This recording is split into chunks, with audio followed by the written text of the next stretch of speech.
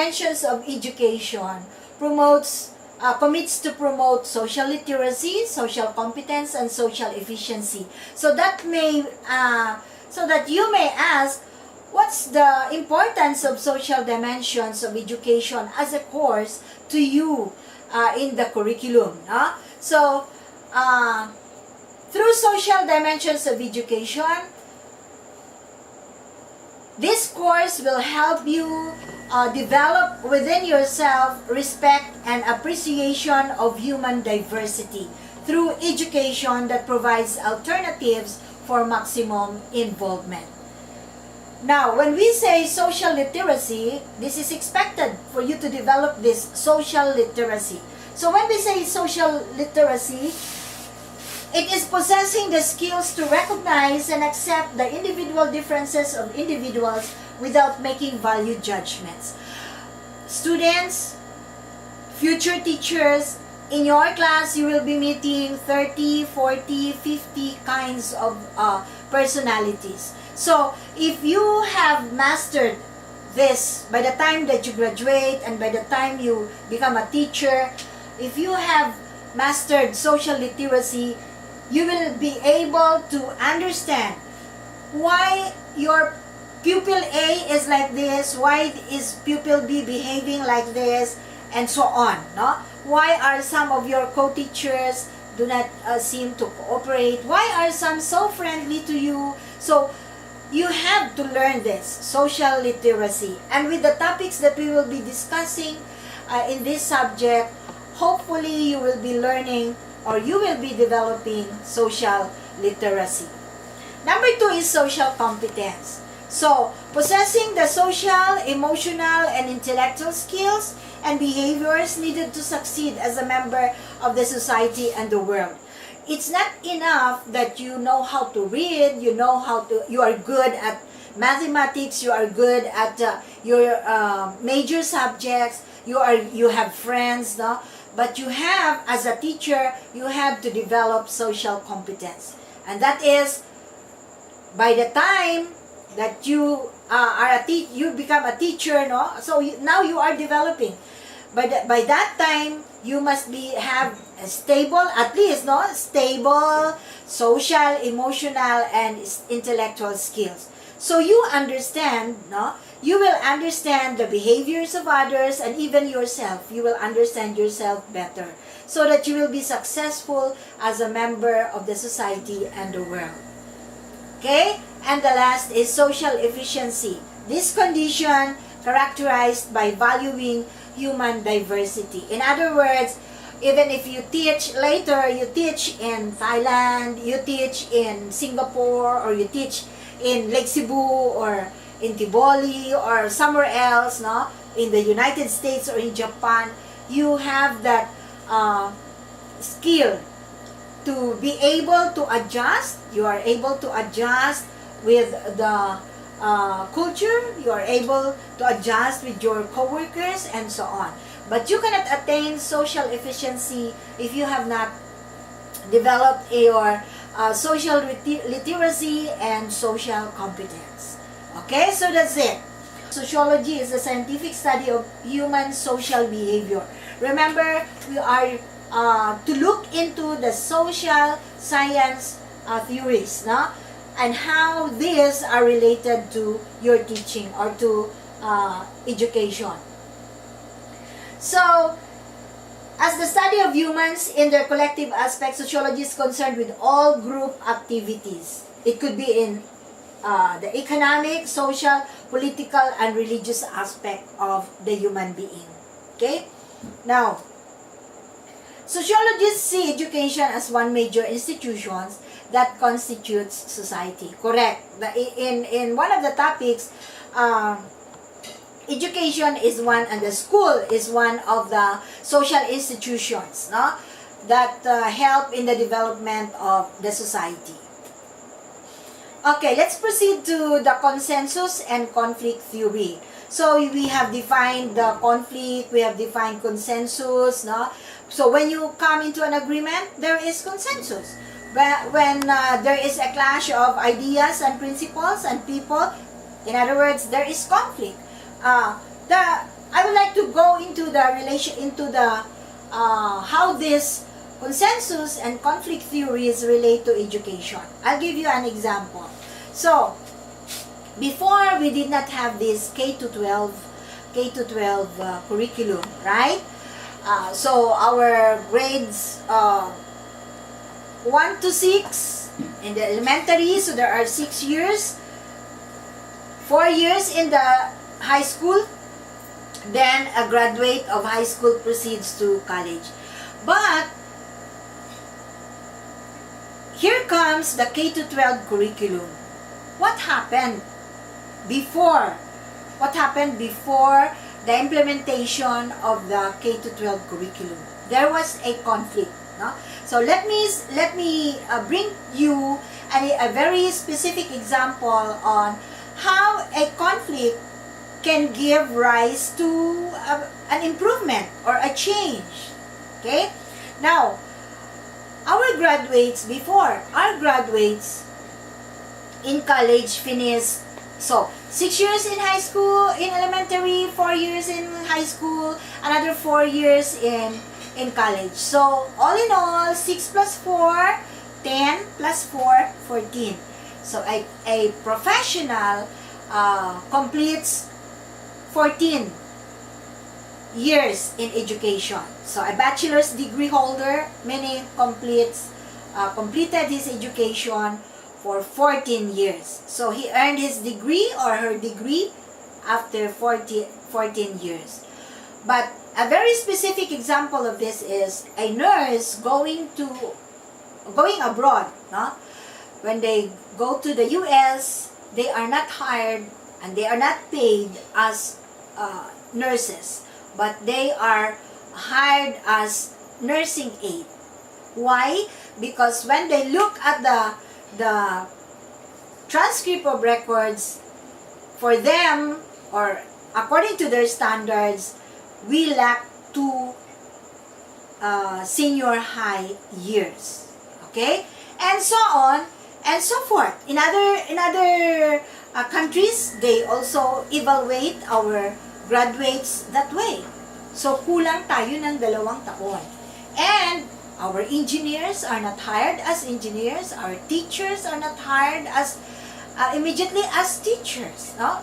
Because of this lacking 2 years. So what happened? Our government officials, especially in the education sector, conducted study, and they found out that we are one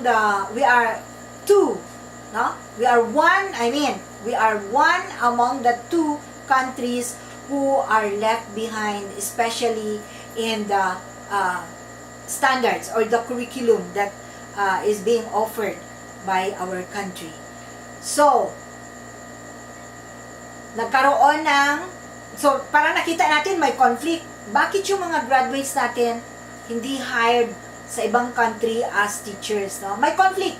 So, nagkaroon ngayon ng study. And after that study, after so many discussions, may mga conflicting ideas, may consensus, and so on and so forth. And there came a time when the K-12 curriculum was passed into law, no? And it was implemented. And now, I think you are the last batch. You are the last batch of students, no? Graduating students who did not go through who did not go through the senior high school education. The batch following you or the next to you are graduates of senior high school before they proceeded to the first year college. So, in other words, in education, may advantages din ang may conflicting ideas. So, I believe as we went through the pandemic since March, you have watched on TV, you have seen, you have read in the Facebook, in the internet, ang daming mga conflicting ideas. But you see, conflicting ideas are real. Why? because we need this. Para bang sinasabi na parang sa isang grupo merong isang kontrabida. Pero sabihin na natin, if you are a positive learner, you think about the idea of others which is in conflict with your idea, pag-iisipan mo, meron bang katuturan yung kanyang mga sinabi? Meron bang, bakit against siya dun sa idea ko? The best naman yung idea ko. If you are a positive learner, you stop and think about the suggestions, and siguro masasabi mo, siguro may punto siya. Why not? Okay, and go with the discussion, but discuss positively.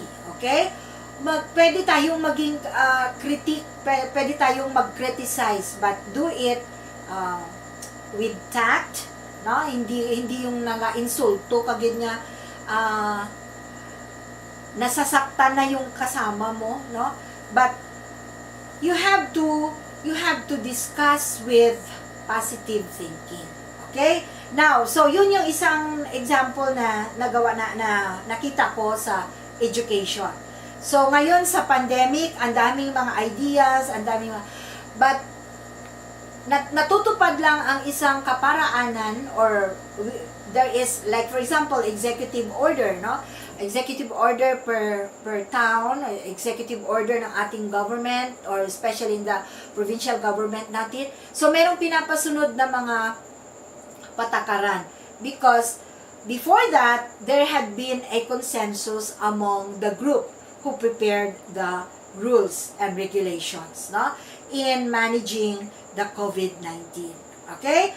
Now, kung walang conflict, meaning equilibrium. Ayan na. Absence of conflict is seen as the equilibrium. So, therefore, pag may agreement, sige, ayos na. So, i-implement na yan. Okay? Conflict happens almost every day. Kahit sa sarili mo may conflict. Ano bang susuot ko? Magpapantalon ba ako? Magbibistida ba ako? Ano? Which one will I wear? Yung red, yung blue na damit? Ano man? Will I meet my classmate or next week na lang, and so on, no? Kahit sa sarili natin may mga conflict. But it is good that we can come to agreements with others, no? Ano ang purpose ng consensus? Minsan sasabihin nila, sige na lang gani, magsugot na lang ako kay para tama na, para wala na sang away, no? But it should be, you should think about consensus as coming together in agreement for the betterment of something. Okay, so ano itong status cultures? It says there, it refers to groups in society with similar interests and positions in the status hierarchy. So it's for a simple example, kahit sa school meron tayong status cultures. Sino yun? BEd, okay? BSN, group, agriculture, yan, may mga subculture yan. And then, if you want it to be smaller, subculture, so sabi mo, BEd 3rd year, BEd 4th year, and so on, no? Now, depende sa mga interest nila. Siyempre, nagka-grupo-grupo kayo kasi you have the same interest. So, according to Max Weber, schools teach and maintain particular status cultures. Correct. So, sabihin na natin medical society, mga group of nurses, teachers, group of teachers, professional teachers, no? Okay? So, schools are homogeneous in their student bodies, yes, of course. And then, education system trains individuals in specialties to fill needed positions or prepare cultivated individuals. So, sa isang college, kunwari, College of Engineering. So, because they want to prepare a group of engineers. Anong klaseng engineer? Civil engineer. Anong klaseng engineer? Agricultural engineer. O kaya, chemical engineer, mechanical engineer, and so on. Now, okay.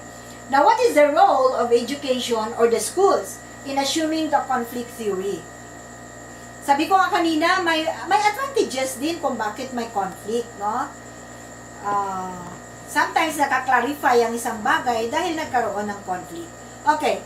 Schools help the students determine the instrumentalities used by the school system or the society, especially in teaching the dominant social, economic, and political status groups. So, itong si school or the education, no, now helps clarify, parang sinasabing, lalo na sa business, kunwari, School of Business. So, ano tinuturo sa School of Business? Accountancy,